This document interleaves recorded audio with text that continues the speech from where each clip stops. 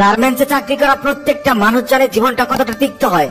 জীবন কি, জীবন কত প্রকার, মেশিনের মতো খাটে তারা। হ্যাঁ ভিউয়ার্স, আপনি কি জানেন রাকিব হোসেন, ঋতু হোসেন, নুসরাত জাহান অন্তরা এবং মিথিলা রহমান জীবনে প্রথম কী কাজ করত? হ্যাঁ ভিউয়ার্স, রাকিব হোসেন যে কাজটা করত হয়তো এটা জানলে আপনি চমকে যাবেন। হ্যাঁ ভিউয়ার্স, আপনি যদি রাকিব হোসেনের ভক্ত হয়ে থাকেন তাহলে এই ভিডিওটা আপনার জন্য।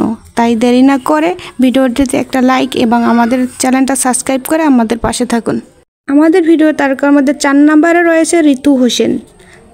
ঋতু হোসেনকে চেনে না এমন লোক পাওয়া যাবে না। ঋতু হোসেনই হচ্ছে রাকিব হোসেনের ছোট্ট আদরের বোন।